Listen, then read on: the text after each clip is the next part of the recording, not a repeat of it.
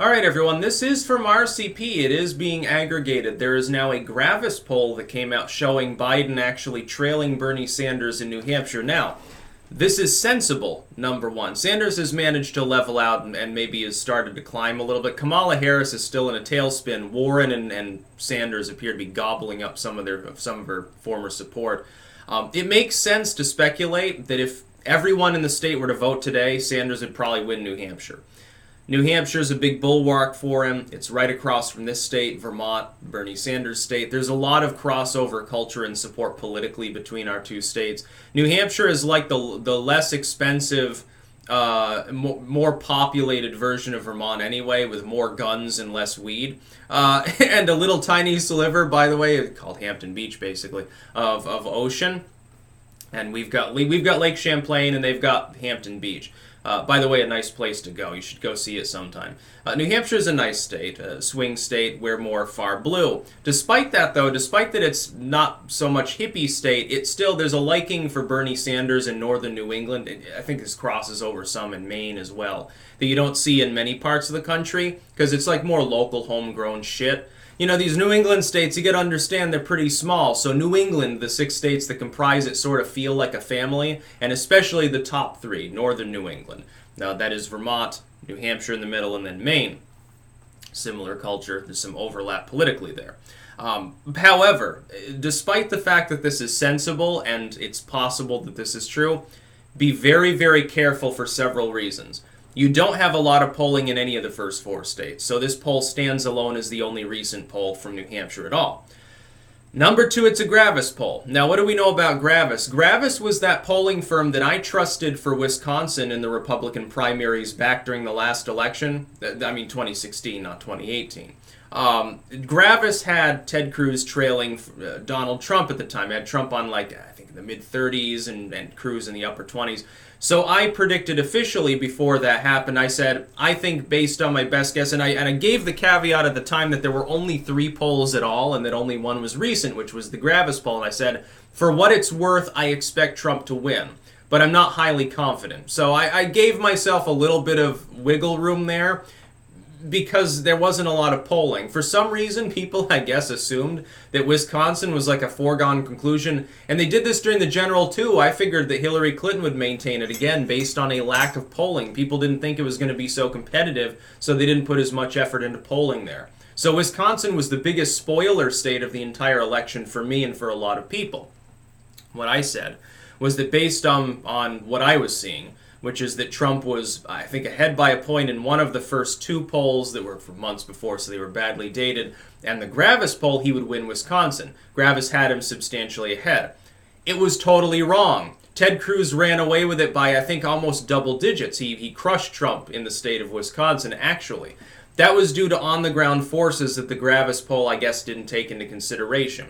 Gravis uses large sample sizes, but its sampling methodology sucks. And so I'm very skeptical as to whether this is true. I think if you look at the numbers nationally, it wouldn't make sense to me that Bernie Sanders has quite that much of an advantage in New Hampshire. He has an advantage, certainly. That's his state. If Biden wins New Hampshire, Sanders is done.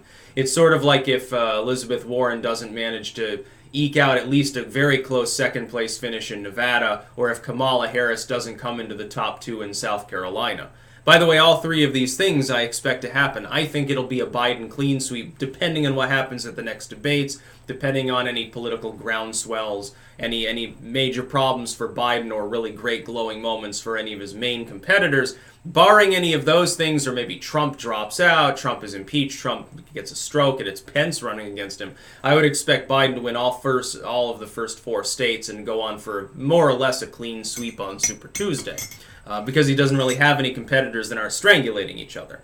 But the regional and state-by-state results aren't the same as national election. We saw this in 2016. Trump was considerably behind Hillary Clinton nationally, did lose in the popular vote, but it didn't ultimately matter now, did it?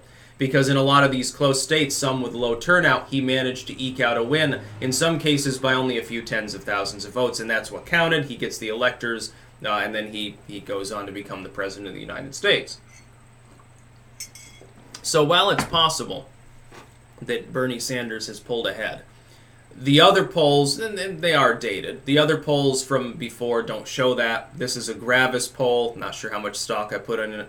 We don't have any other contemporary polling. We don't have, I can't remember, when is the last New Hampshire poll prior to this? I didn't bother to check. I think it wasn't even from August. So, I mean, it's one poll in the scheme of things doesn't mean anything. It could be 10 points off the mark, in which case Biden's a little bit ahead.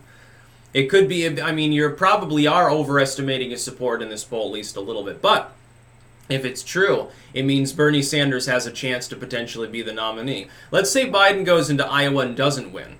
Sanders does have a lot of on-the-ground grassroots support in Iowa. Let's say he manages to win Iowa by half a point, manages to pull an upset.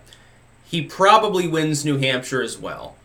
Judging on the fact that he's won the first two states, even if it's only by a small margin, Sanders can go into South Carolina and Nevada, and I think it's Nevada, South Carolina this year. He can go into these two states, he can sweep them, Bernie Sanders becomes the presumptive nominee.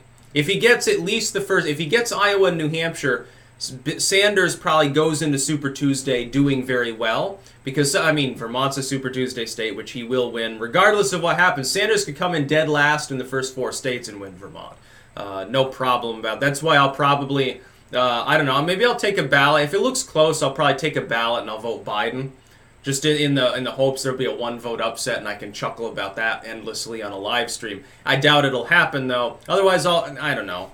I'll probably just take a whatever ballot. I'll pick blindly. I'll flip a coin beforehand. And I'll take whichever ballot and write in Mickey Mouse. I don't know.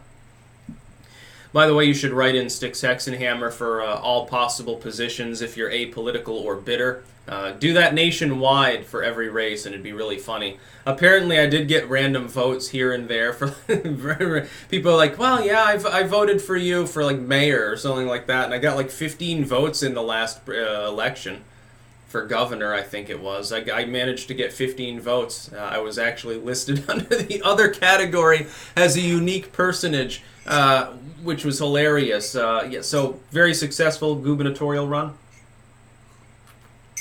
Hey, it's 15 more votes than Jared Holt got. That's what matters. No, I'm being kind of tongue-in-cheek here, but it would be very funny to do that nationwide. It'd be funny to see what could happen. End up becoming get elected dog catcher in Topeka or something. Because a lot of these races, people run unopposed and only 5 people vote anyway. So if you have a situation like that, you should get together with some of your friends and write me in. You have to write in Tarl Warwick. You can't write in Styx Hexenhammer. It wouldn't count, I think. But be very careful of this Gravis poll. It is one poll. You need an aggregate. We need at least 2 or 3 other polls to aggregate. The problem being state-to-state polling is more scarce unless it's a populated state. Iowa and New Hampshire aren't highly populated. You get a little bit more from South Carolina. You get a little bit more from Nevada sometimes, but ultimately it's like taking a flying fuck at a rolling donut. That's about all. Peace out.